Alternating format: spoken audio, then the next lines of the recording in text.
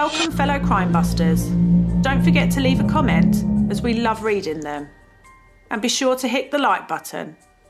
Also, please subscribe if you haven't already done so. Now, let's get started on today's story. Hubert Geralds was born on the 13th of November 1964. He was brought up by his mother, as his father, who he was named after, left the family when Geralds was very young. His mother had a few boyfriends, but the last one that she settled down with didn't want a ready-made family and despised Geralds, so spent time physically and emotionally abusing him.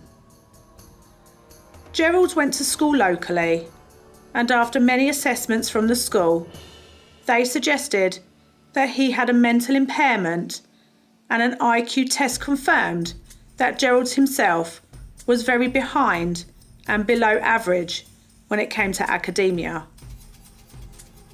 With a start like this, it was no wonder that Geralds began to get in trouble from an early age. He spent time in and out of prison for minor offences. It was not known if Geralds was ever to hold down a job, as there is no record of any employment. He may have had to take some casual cash work.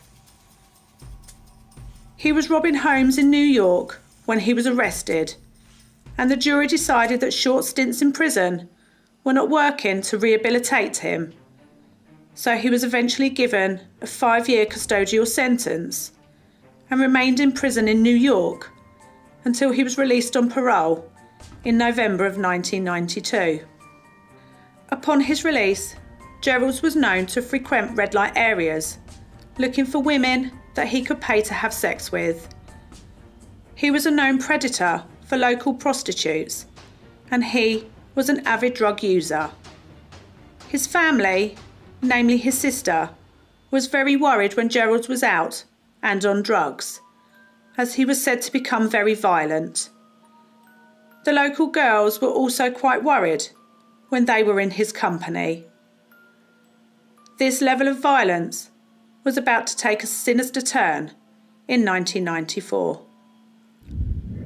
In December of the same year, the body of a female sex worker by the name of Doretha Withers, aged 37, was found in the area of Englewood, Chicago. The place where Geralds frequented was known as the Stroll. This was an area with high crime rates and low socioeconomics.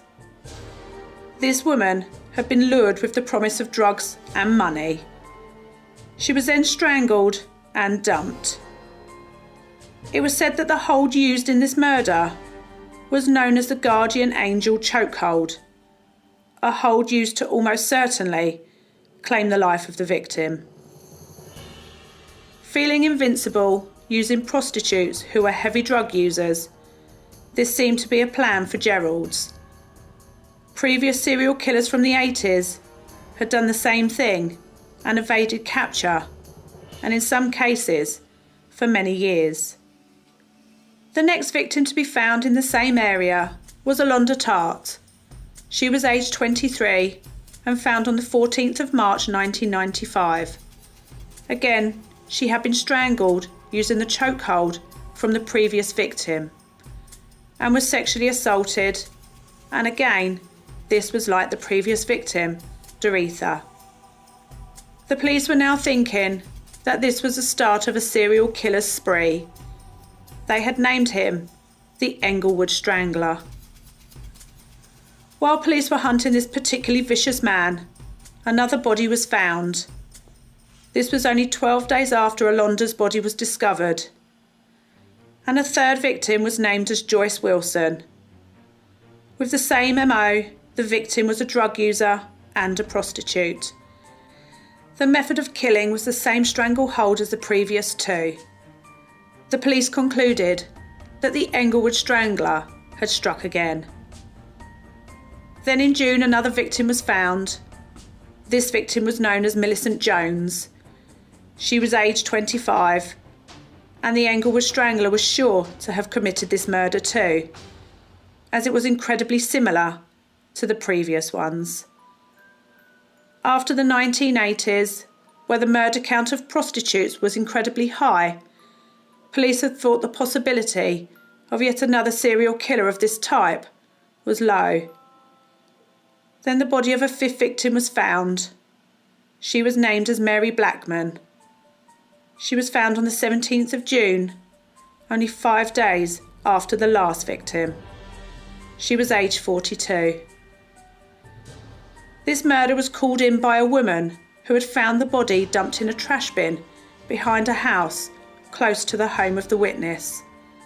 This witness was named as Angela Geralds, none other than Hubert Geralds' sister. She also told the authorities that her brother was a violent drug user who had an obsession with using prostitutes. Surely, this made Geralds number one suspect. The police had no other real leads on the Englewood Strangler case, so Geralds was arrested on the 18th of June 1995, the day after Mary's murder. He was arrested on 6 counts. The 6th murder was for a lady by the name of Rhonda King. Aged just 18, she had been found strangled and dumped in a similar area in Chicago, and was found the day before the murder of Doretha, who was found on the 22nd of December 1994. Geralds was held and questioned in a police station.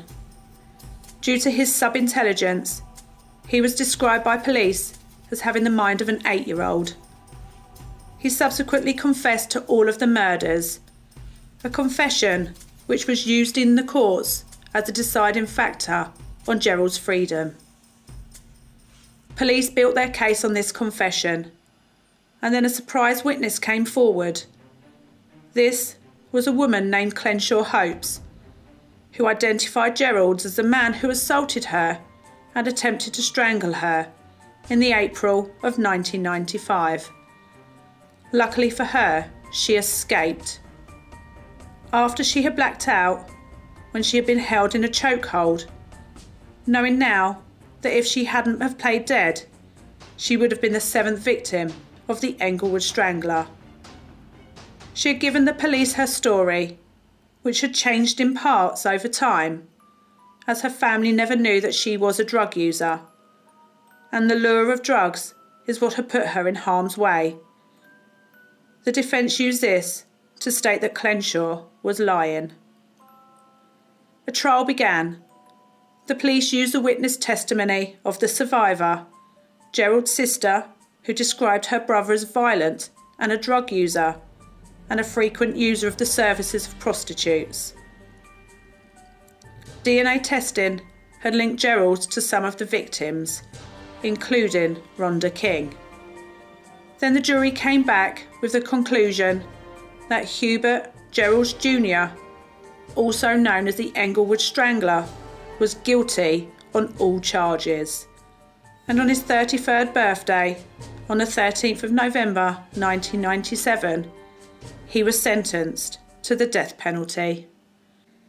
In an attempt to commute the death penalty in favour of life in prison, the defence mounted a plea to say that due to Geralds' life and his abuse as a boy, and paired with his lack of intelligence, that he was not in charge of his decisions and was not fully aware that he was committing the murders.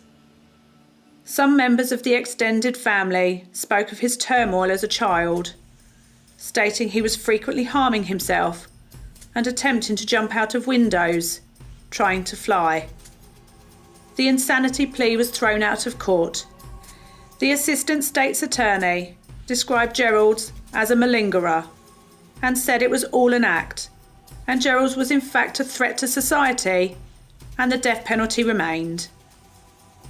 A twist to this case was revealed in January 2000. While Geralds was serving time on death row, a man by the name of Andre Crawford was arrested for the murder of 11 women in the same area of Englewood, Chicago. He described all of his victims and also named Rhonda King as one of his. He was able to reveal certain details of the murder that no one else would have known. Unidentified DNA, which was found on Rhonda, was then linked to Crawford too. So this new evidence ensured that police would have to relook at Gerald's case. Another trial was set, this time for the original 5 murders, now not including Rhonda. His defence argued the insanity plea again, saying that the police used coercion to get a confession from him. But an article which was sent to a local newspaper was presented in court, which had in fact been written by Geralds himself. This letter showed an articulate person who could write well. A far cry from the sub-intelligent mentally ill man the defence were making him out to be. The jury again rejected this plea, and Hubert Geralds Jr was sentenced to the death penalty for the 5 murders of prostitutes in the Englewood area and 1 case of attempted murder. Then another final twist to this horrific murder case. Governor George Ryan put the state capital punish laws on hold. At that time, 167 prisoners were given a reprieve to their death sentences, and all of those involved were then given life sentences instead. So Hubert Geralds Jr is serving a life sentence without the chance of parole for the 5 murders and attempted murder of 1, and remains to this day in the Menard Correctional Center in Illinois.